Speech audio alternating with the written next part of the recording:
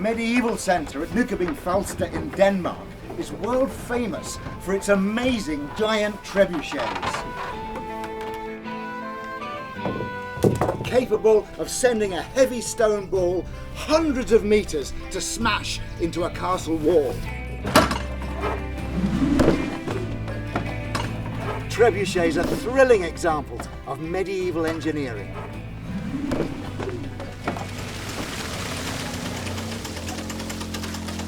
But there are many other examples of medieval engineering ingenuity, like this water lifting machine. Just look at how it works. It's genius.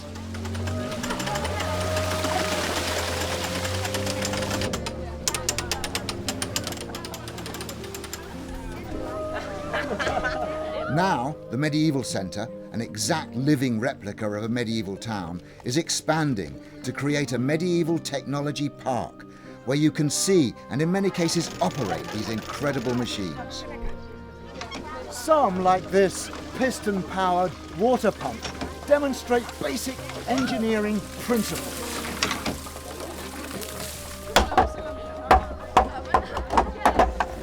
Others, like this design for a perpetual motion machine, demonstrate the development of concepts.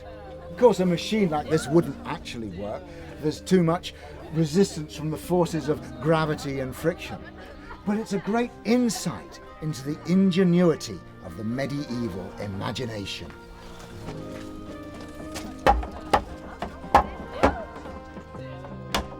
It is that imagination that sought to solve the problems of human flight. Flying machines are a medieval concept. Inventions and new discoveries were just as much the job of the artist as they were of the engineer. Leonardo da Vinci was following in a centuries-old tradition.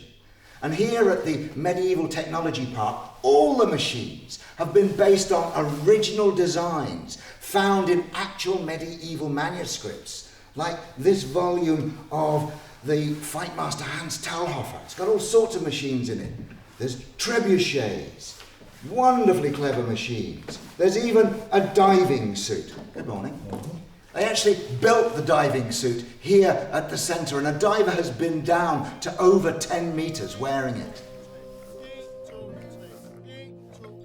Air is provided by a pump on the shore, and the diver is connected by a leather pipe. Here's an early form of tank, battering rams, paddle boat. And what's this? This looks like some kind of elevator, some kind of lift. Looks to be wind-powered. And the idea was you could build this as high as the castle wall and the wind would winch you up. You'd fill this box with troops to go over the castle wall. But I'm not moving. Come on, faster! Faster! Make that wind blow! Faster! Not moving! That is, if you could get up to the walls.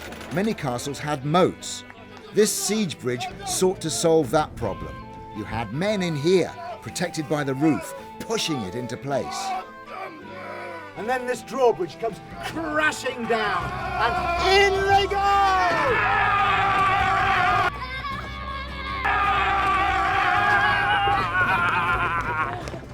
It's a great experience, a hands-on experience for kids of all ages.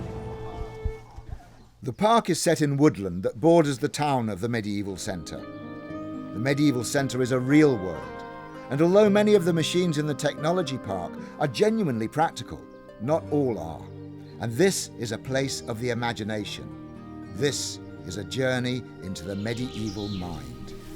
When entering, be sure to pick up a stick and throw it on the stick pile. This is a place of superstition as well as inspiration. And here we have a design for a wind-powered car, a vehicle. The idea is these panels would go on here and there and there and act as sails, like on a windmill. And as the wind blew, then the sails would turn, and the sails turn these cogs, and the wheels go round. Of course, it's far too heavy to actually work. But the exciting thing is they were thinking about it. That was what was so clever. They were looking for energy-efficient transport We're still looking for it.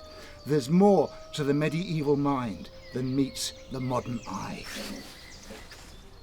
This incredible machine is a hand-operated car. It was designed in 1420 by Italian engineer Giovanni Fontana, and it works on a principle of cogs and wheels. Quite tiring on the arms, but of course it could be of use to someone who was disabled. Not very fast either, and there's no evidence for how it steers, but still it's an incredibly exciting concept.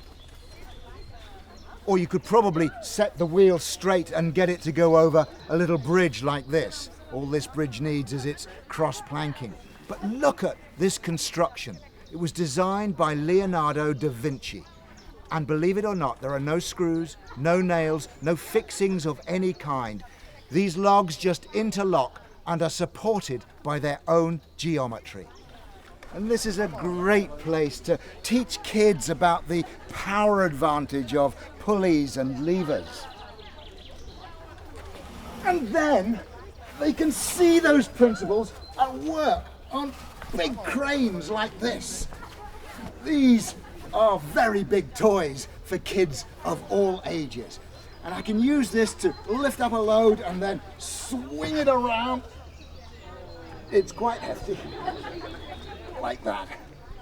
So it's the sort of thing you could use lifting a cargo out of a ship and swinging it around to put on a cart on the dockside.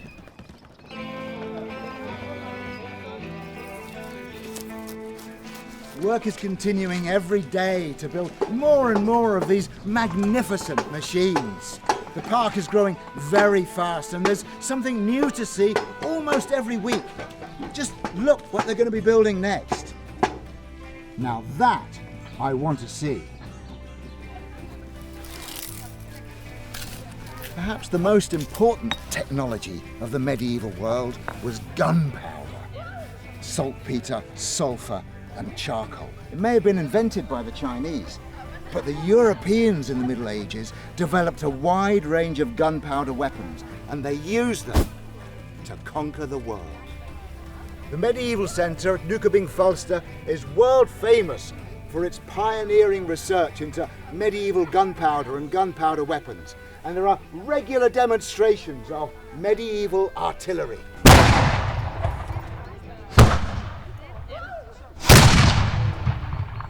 One of the great attractions at the new medieval technology park is this multi-barreled gun.